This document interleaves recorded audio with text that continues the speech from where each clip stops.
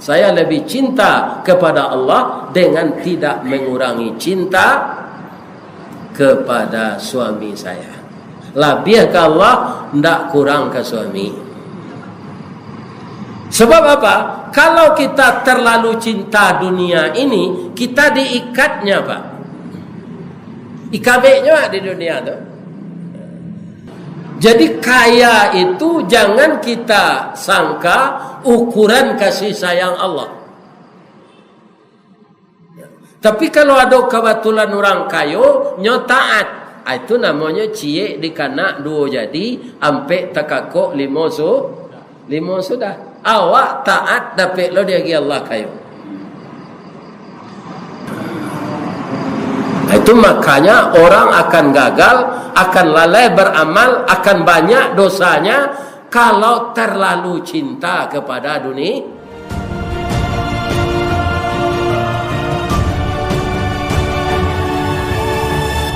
Assalamualaikum warahmatullahi wabarakatuh. A'udzu billahi minasy syaithanir rajim. Bismillahirrahmanirrahim. Alhamdulillahilladzi nahmaduhu wa nasta'inuhu wa nastaghfiruh wa na'udzu billahi min syururi anfusina wa min sayyiati a'malina. Man yahdillah fala mudilla lahu wa man yudlilhu fala hadiya lahu. Ashhadu an la ilaha illallah wa ashhadu anna Muhammadan abduhu wa rasuluh.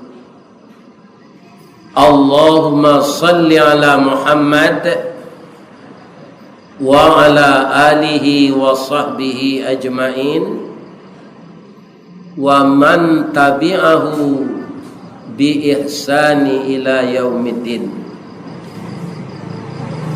Faqala Allah subhanahu wa ta'ala fil Qur'anil Karim, A'udzu billahi minasy syaithanir rajim. Bismillahirrahmanirrahim. Wa qur rabbi adkhilni mudkhala sidqin wa akhrijni mukhraja sidq waj'al li min ladunka sultanan nasira. Sadaqallahul azim. Qala Rasulullah sallallahu alaihi wasallam, la yu'minu ahadukum hatta yuhibba li akhihi ma yuhibbu li nafsihi. Syukur yang sedalam-dalamnya, puji yang setinggi-tingginya, selama paru-paru kita masih diizinkan oleh Allah menghirup udara segar, setiap tarikan napas itu mari kita zikir memuji Allah setinggi-tingginya, syukur yang sedalam-dalamnya, yang beliau tidak pernah lupa, absen, memutuskan segala yang kita butuhkan selama kita hidup di dunia ini. Namun selama ajal kita ditentukan Allah, begitu pula secara bergantian, sedih dan suka, bahagia dan sengsara, musibah dan nikmat, semuanya akan datang silih berganti. Dan untuk apa kita diuji dengan segala macam itu? untuk menaikkan derajat orang yang berhasil lulus dalam ujian itu, maka derajatnya diangkat oleh Allah lebih tinggi dari yang biasa. Maka apapun yang terjadi dalam kehidupan ini, kita ikuti saja dengan tenang. Ya kan? Ambo bapak-bapak minyak naik 10.000 kah? Atau murah metongnya? Ya, 3 liter 30.000. Ambo cari antri orang di SPBU tu. Kalau indah antri itu nyo sandang ndak tu lagi. Ndak ada minyak lagi. Iya kan? Dan kata Bapak Presiden itu ndak naik tapi menyesuaikan. Kan? Menyesuaikan.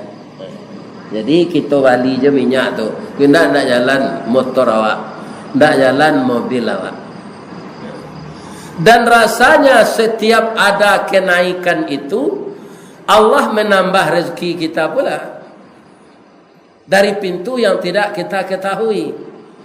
Yang harus diyakini, ketika semuanya stabil, yang memberi rezeki kita Allah. Ada gejolak inflasi dan segala macam, yang memberi rezeki kita tetap Allah. Itu yang diyakini. Dan Allah itu cash flow-nya tidak pernah kosong. Ya kan? Tidak pernah. Dia itu maha kaya. Maka berlindung dan berdoalah kita kepada Allah. Kaum muslimin, ibu-ibu dan bapak-bapak, inilah inti dari syukur dan puji, dan kemudian musibah dan nikmat untuk menaikkan iman kita. Mudah-mudahan jamaah Surau Gawang bertambah tinggi imannya, ya kan?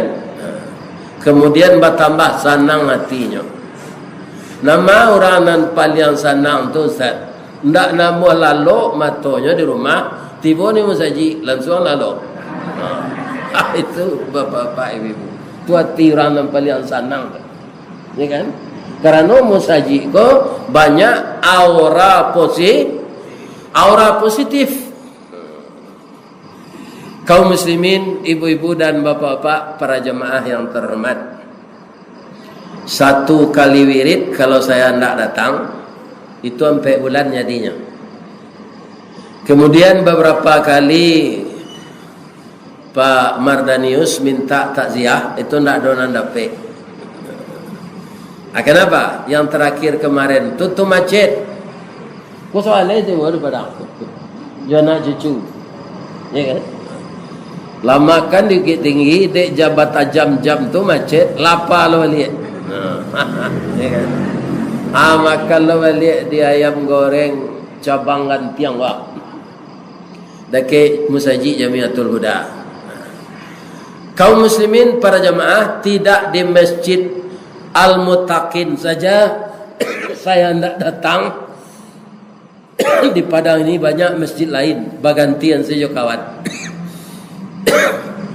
Kenapa? Karena wirid ini dimasukkan ke video. Jadi orang-orang Minang dan Jawa, walaupun nyolah menonton video, nyo ingin lo mencari ustaz ko dari dake mungkin. Ya. Ambo magiah persyaratan karena ambo lagai. Kemudian dia nak ambo nak boleh apa hijau terapel.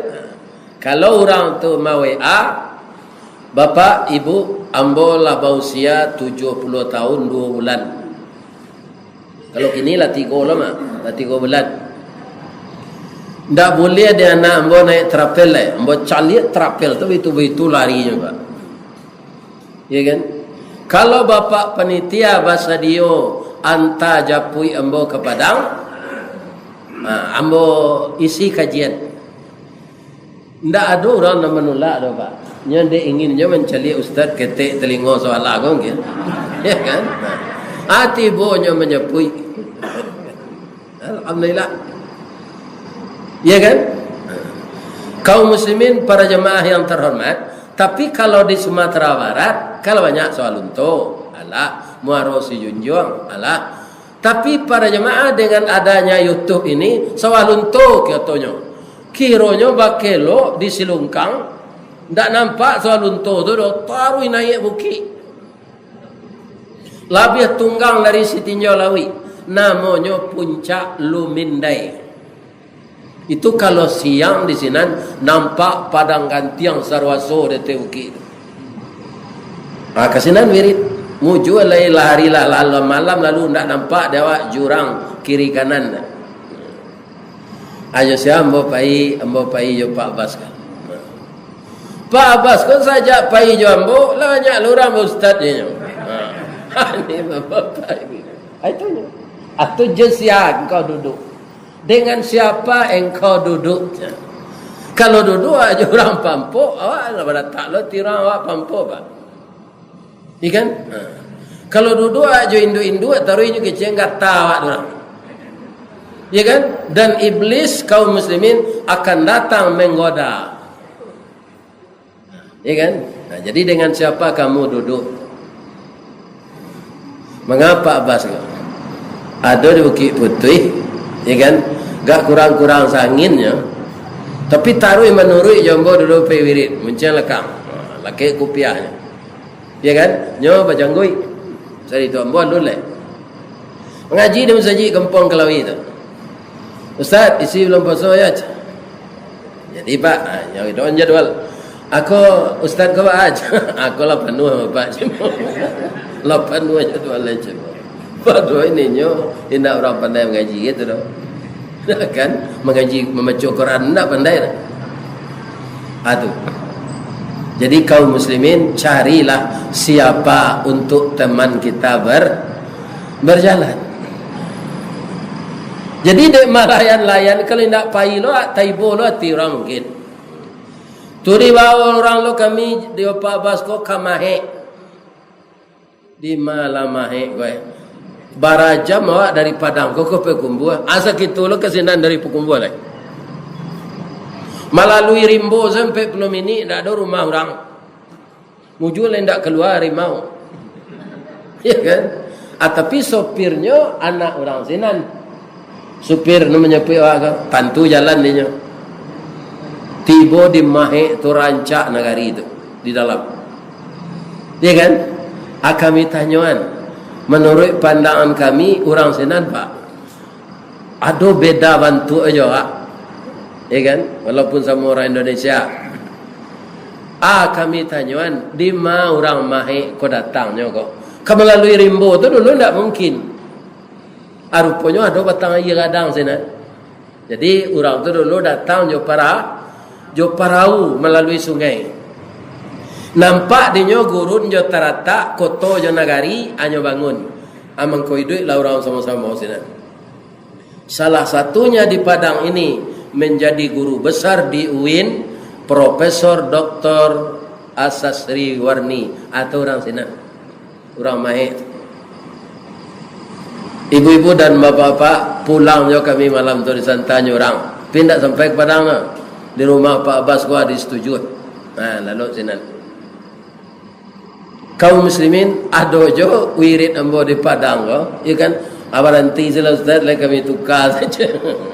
Ada jo. Tapi Ustaz kalau nak mau perhentian ambo. Walaupun tak datang. Ini. Dek pergi keluar tu lah 2 kali tak datang. Segantian tu pengurus haji ko ndak datang tu ko dah lece. Nya tukar. Ndak apa-apa karena saya di setiap masjid di Padang ko Pak. Itulah lama-lama mengaji. Nampal yang lama tak ditukar orang sampai kini Musaji Abrar Bandaulo. Tak ada yang tukar-tukar sampai kini saja umur 29 tahun. Sampailah umur 70. Ya kan tak ada yang tukar-tukar tu. Nah, dahulu kaum muslimin ketika nasi kapau, nasi kapau masih jalan, itu asal mengaji sinan hanya bungkuin dia mak tu dendang. Dendang masjid sudah berjamu ke? Saja mak tu nak boleh. Kaum muslimin, ibu-ibu dan bapak-bapak, alhamdulillah awak bertamu malam kini. Lai sehat ibu-ibu bapak-bapak. Lai. Tapi nanti mati jo calilah. Apa yang akan kita bangun usia kita yang tertinggal ini lah, yang barat tinggal. Ambo yakin ibu-ibu bapak-bapak barai si saku kita masing-masing itu tekana dah, Pak. Barai si dompet, Pak. Tapi awak tak akan pernah tahu bara sisa usia kita. Untuk itu tanamkanlah rasa cinta yang mendalam kepada Allah dan Rasul. Cinta itu kan bermacam-macam sumbernya, Pak. Ada orang mengatakan seni itu cinta, cinta itu seni. Jadi semuanya pakai seni. Al-Quran pun ada seni baca Al-Quran, disebut orang intonasi atau irama. Tapi disesuaikan dengan apa yang akan kita baca itu. Kalau lagu pauh, ada intonasinya. Lagu Saluang Dare ada intonasinya. Rabab Piaman ada intonasinya. Rabab Pesisir ada intonasinya. Jadi intonasi seni membaca Al-Quran itu tidak bisa diubah dari irama-irama yang sesuai dengan Al-Quran, yang diatur semenjak Al-Quran itu turun dari Allah dan disampaikan oleh Rasul. Sekarang orang banyak mencoba, bapak-bapak ibu, nyubah Al-Quran ko lagu keroncong tu irian rabak. Damuhnya dapat. Itu namanya kabau dia gia bapa lano, kudo dia gia bapa sangan. Indak tape pasang bola, indak di tengah tulang punggung. Ya kan? Indak dibarih nama pae, indak ditakut nan batabang. Namanya samo zaman abang batuang rabah ke dalam sama dielo dari ujungnya amailo sonsang namanya ndak dua-duanya, ndak berbunyinya, ndak taimbau di namanya, ya kan? Dari sekian banyak cinta yang kita rasakan semenjak muda sampai sekarang, pintu cinta itu yang sangat baik namanya kasihan. Apa ibu pernah hendak membaca karangan Buya Mka Tenggelamnya Kapal Van der Wijk? Siapa kyo? Apanya? Lakonnya, anak mudanya. Hayati Jozai Zainuddin. Ya kan? Saya dulu masih muda membaca buku itu.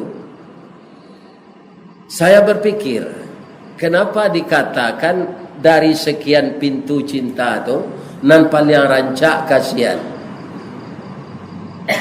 Jadi kalau saya mencintai seorang perempuan, saya mencintaimu karena kasihan. Mungkin bisa nyo protes. Jadi udah cinta kaden dek kasihan. Anda cocok menurut kita kalimatnya begitu. Tapi ternyata setelah kita ngaji, kita baca Al-Quran, kita pelajari Islam ini, memang kasihan itu pintu cinta yang paling baik. Contoh, awak kan manusia biasa kan Pak. Banyak kesalahan awak. Kesalahan itu Pak pasti dicatat di buku sebagai dosa. Kalau amal kita belum tentu. Bisa saja ada orang beramal ini ria, mencari nama, atau ingin dilihatkan ke orang bahwa dia orang saleh. Ya kan? Ada orang kalau salat di masjid, salat sunat tuh Pak. Oh, enggak tanggung angke tangannya.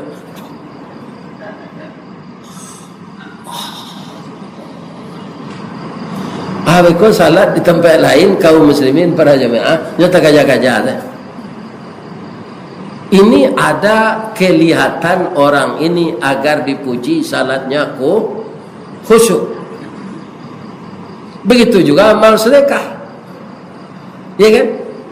Apakah kita ria atau tidak? Ndak ria dengan mulut, ada namanya hujuk dalam hati.